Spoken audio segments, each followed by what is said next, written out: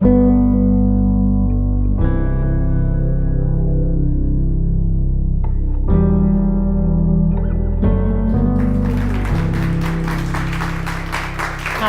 thank you, Isabelle.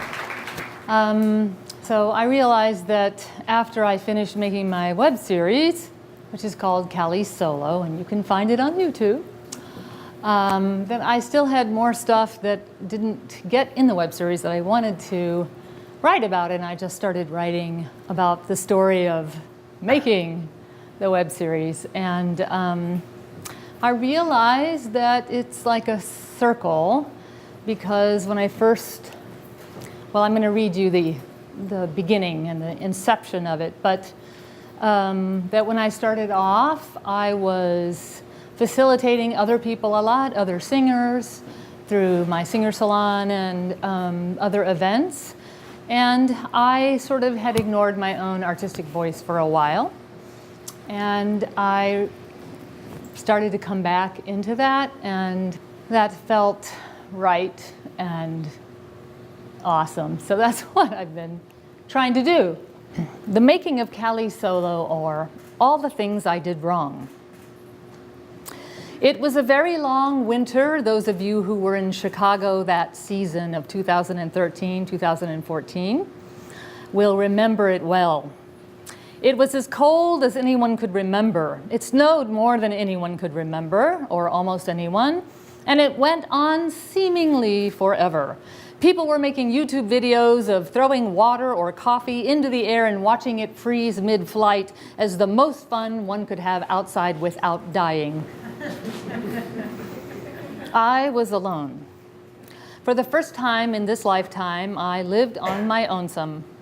My second marriage had gone the way of sewage, not with a quick flush, but with a terrible long groan and heaving of bad plumbing, until at last it was away, away, never to be spoken of again. Down the toilet it swirled in a counterclockwise sadness of drinking and addiction, not mine. Rage and abandonment, some, but not all mine. Crying and hysterics, pretty much mine. My son had decided he did want to go to college after all, following a disappointing gap year because of financial issues, after getting into the art school of his choice. So we had duly packed him up and driven him south, or rather I had, and we had said our tearful, mine, not his, goodbyes. Thus I was living alone for the first time ever, even at the ripe young age of 50 something. The worst winter ever seemed to perfectly match the internal landscape of one grieving voice teacher whose principal creative project of the previous 10 years, Band with the X, had gone along with the union dans la toilette. Due to the atrocious weather and general malaise about leaving the house, period, among the population, students were hard to come by that winter. Only the hardiest and most committed showed up on my doorstep with any regularity.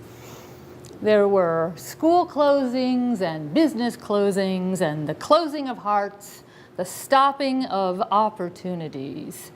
There were plenty of evenings spent sitting and staring into space, sitting on the sofa, resisting the urge to Skype or text the kid too often, which required great restraint. There was the drinking of wine, cheap wine, see earlier problem with students. Friends were busy with their families and spouses, the way they always seem to be, surprisingly, when one gets divorced. Not my first rodeo. But which, in fact, they just always were. It's just that you were too, so you didn't notice. Others were saddled with various other obligations, like grad school or, God forbid, dating. Mad Men reruns were placed on perpetual repeat. Thank God for creative people making stuff and handsome people. Let us not forget handsome people. Books, my first love, were picked up and rejected as being too much this or not enough that. Or was it just an inability to concentrate on the part of this formerly voracious devourer of printed materials? I know not, dear listener. I only know the frost-bitten earth seemed to be opening under the massive mountain of nasty, gray, brown, yucky, abominable snow ice into a deadly crevasse yawning directly beneath the body and soul of this well into middle age and hopelessly lost lass. Something was needed, desperately, but quick. Thank you. Thanks for listening.